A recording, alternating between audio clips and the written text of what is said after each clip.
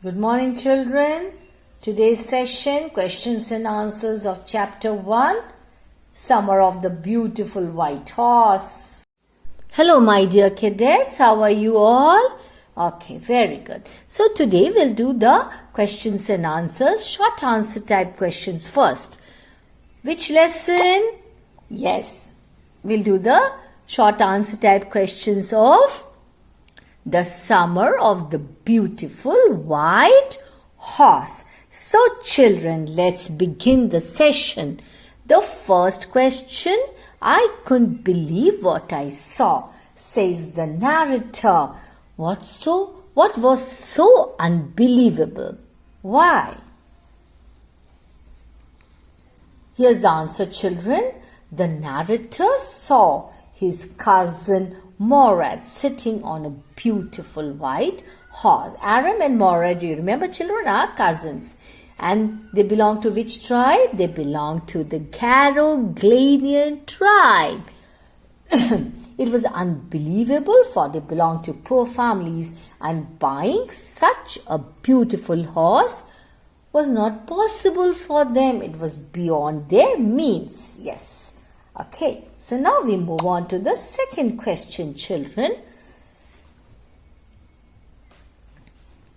What two character traits of Morad are hinted at by the narrator in the initial part of the story? Morad was considered crazy by everybody who knew him except the narrator. He was quite crazy about horses. Secondly, he enjoyed being alive more than anybody else. That is, he really enjoyed life. Though he was poor, he enjoyed every moment of his life. The third question, children. This was the part that wouldn't permit me to believe what I saw. What part does the narrator hint at? The answer, the narrator refers to their poverty. They had no money. Yes, very true. They had no money. They lived in extreme poverty, and it was difficult to understand how they got food to satisfy their hunger. It is not mentioned in the story. Yes, he frankly admits that every branch of the Garoglainian family was living in the most amazing and comical poverty in the world.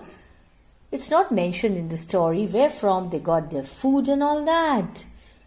The next question, children. What traits of the Garoglainian family are highlighted in this story? Garoglainian family, though now poor, were famous for their honesty. Even when they were wealthy, they were proud of their family first, honest next, and after that they believed in right and wrong. None of them would take any advantage of anybody in the world. They would not steal. No member could be a thief. The horse was magnificent to look at, gave out a lovely smell, and its breathing was quite exciting. Yes, he couldn't believe that the horse had anything to do with Morad, because he couldn't have bought it. Why? Because he was poor. What conflicting thoughts passed through the narrator's mind on seeing Morad on a beautiful white horse early one morning? Answer. The narrator was surprised. He knew that his cousin Morad couldn't have bought the horse. Why? Because he was poor. Since he couldn't have bought it, he must have stolen it. However, family pride came in the way. He refused to believe that he had stolen it. The next question, children. What feelings did the sight of cousin Morad and the horse arouse in the narrator? The answer, the narrator stared first at his cousin and then at his horse. There was a pious stillness and humor in each of them. He was delighted as well as frightened. The next one, it was true then he had stolen the horse. There was no question about it. He had come to invite me to ride or not as I chose. How did the narrator convince himself to enjoy a horse ride with cousin Morad? Answer. It seemed to him that stealing a horse for a ride was not the same thing as stealing something else, such as money and all that. Since he and Morad were quite crazy about horses, it wasn't stealing. He convinced himself with the thought that it would become stealing only when they offered to sell it. The next question, give examples to show why cousin Morad was considered one of the craziest members of the narrator's family. Cousin Morad had crazy streak. He was quite crazy about horses. He had great desire to ride a beautiful, lovely horse. He kept the stolen white horse for about 6 weeks, rode it, loved it, fed it well, and hid it in a deserted yard where nobody would see that beautiful horse. When he sang in the open countryside, it seemed as if he were roaring, shouting loudly. Why does the narrator mention Uncle Khosrow? Which characteristic features of the man are highlighted here? Cousin Morad seemed to inherit the crazy streak of Uncle Khosrow. He was a big man with a powerful head of black hair and a very large mustache. He was quite furious in temper, very irritable and impatient. He would stop anyone from taking by roaring his pet phrase. It is no harm, pay no attention to it.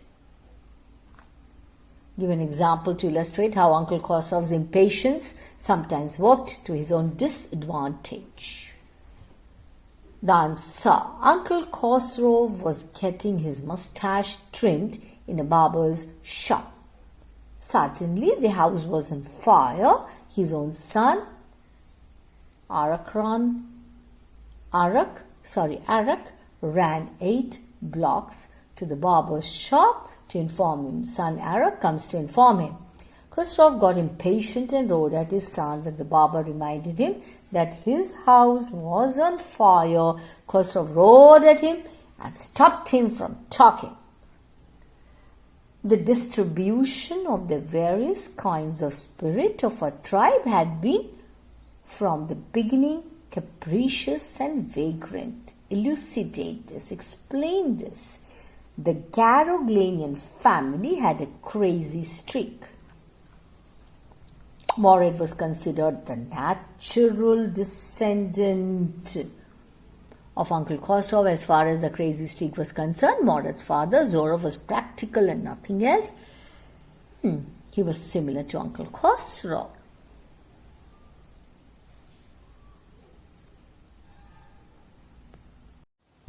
Now the next question, give a brief account of Morad's joyride. Morad kicked his heels into the horse and shouted, "Vizier, run!" The horse stood on its hind legs, snorted and ran forward at full speed. Morad raced the horse across a field of dry grass to an irrigation ditch. He crossed the ditch on the horse. When he returned 5 minutes later, he was dripping wet. How did Aram, the narrator, fare in his solo ride? Aram leaped to the back of the horse, but it did not move. It reared and snorted, then it began to run. Aram did not know how to ride. The horse ran down the road to a vineyard. It leaped over 7 vines to the rider and ran away. Will either take him back or hide him until tomorrow morning. Which course of action did the speaker take and why? Morad took the latter option. He hid the horse in the barn of a deserted vineyard, which at one time had been the pride of a farmer named Fedvajan. There were some oats and dry alfalfa in the barn, so Morad did not seem worried about the horse. I have an understanding with the horse. Horses understand me. I have a way with the horse. How do you think had Mored developed an understanding with the horse, and what was the result? Mored had been quite tender and affectionate towards the horse. He would put his arms around it, press his nose. That means it was a way of showing affection and love. It was not easy to tame someone else's horse, very difficult, and get it to behave nicely. At first it wanted to run wild. Gradually Mored was able to control the horse and do what he wanted.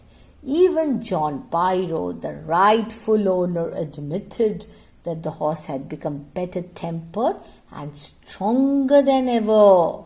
Contrast the two visitors to Narrator's house who visited them one afternoon. Uncle Khosrow was irritable, very irritable.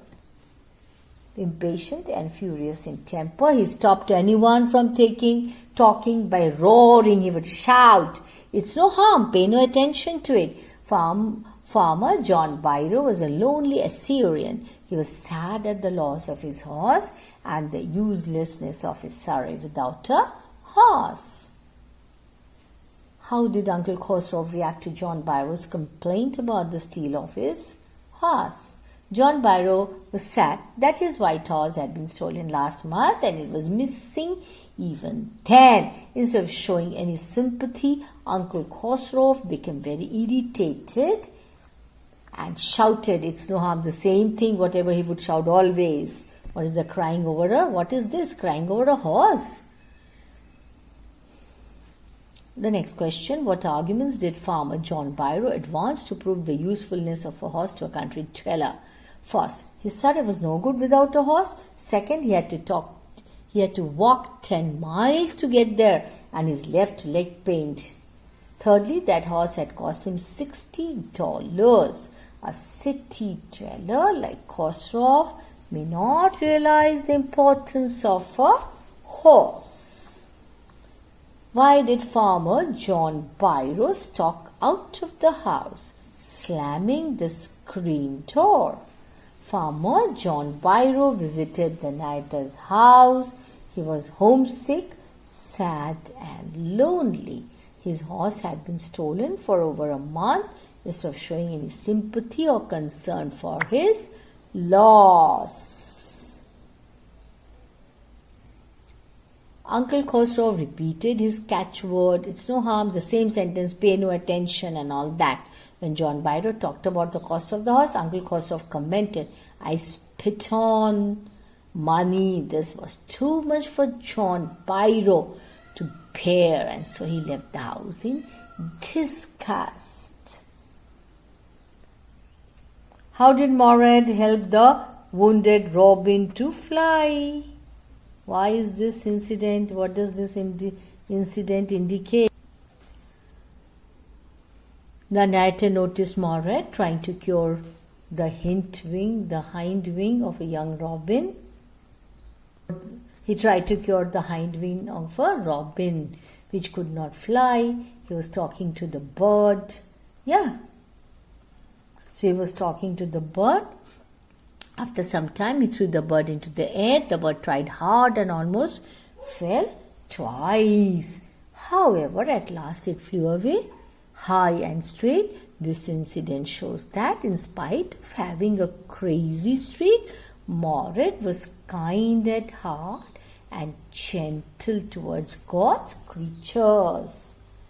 What request did the narrator make to his cousin Mored about the horse? How did he react to it? What does this reveal? That means, what does this show? The narrator requested his cousin Mored not to return the horse. To whom? To Farmer John Biro till he learned to ride. Mored observed that it might take him a year.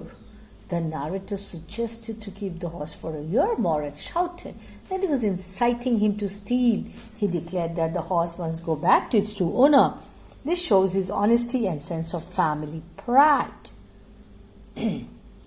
What did Farmer John Biro observe after studying the horse the two boys had with them? The farmer studied the horse eagerly and asked its name. Morat said that they called it My Heart. John Byro appreciated it as a lovely name for a lovely horse. He was ready to swear that it was a horse that was stolen from him many weeks ago. So he admitted that it was stolen from him. A suspicious man would believe his eyes instead of his heart. In what context was this observation made, and by whom was it made? This observation was made by a farmer, John Byro, after looking into the mouth of the horse. It matched his heart tooth for tooth. He would have claimed it as his own horse if he had not known their parents or the fame of their family for honesty.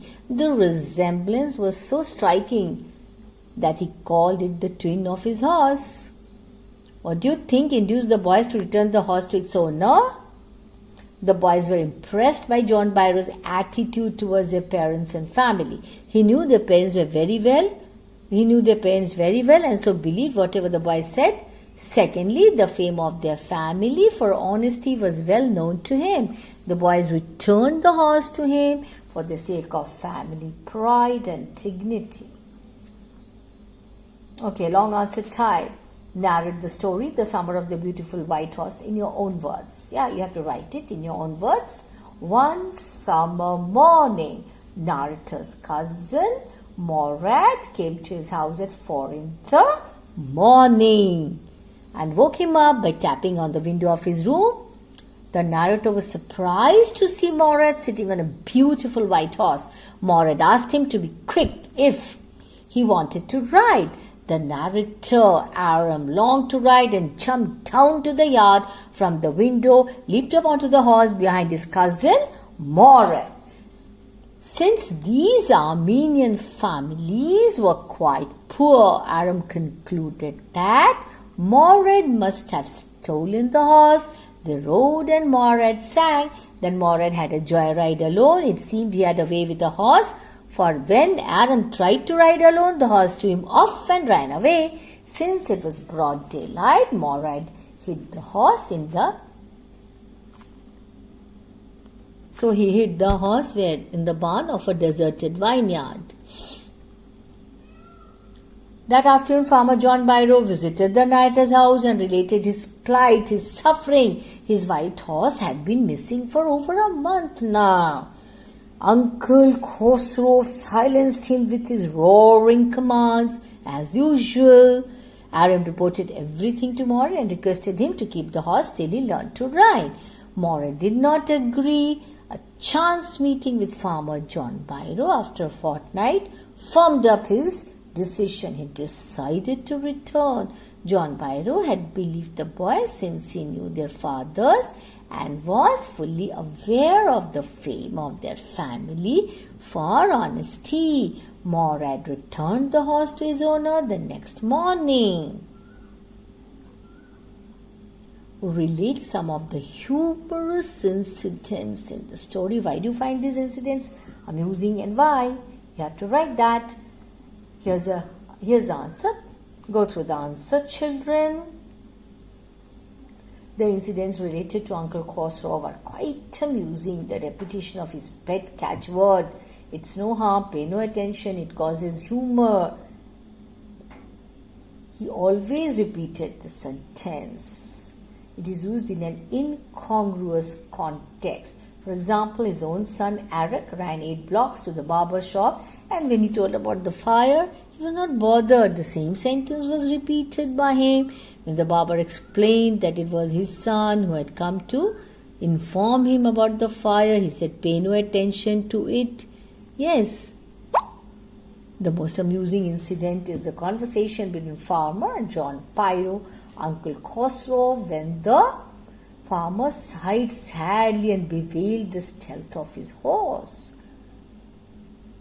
Uncle Khosrow remarked, "It's no harm." See, the same thing. What is the loss of a horse? What is this crying over a horse? But he was also missing his horse. Yeah. So Khosrow remarked, I spit on money. The incident ends as John Biro walked out angrily slamming the screen door. So that is the humor in the story, where what? Khosrow keeps repeating and repeating the same sentence again and again and again. Children, what are you supposed to do? Read the story again, go through the questions and answers, read the summary, write down the difficult words and the meanings.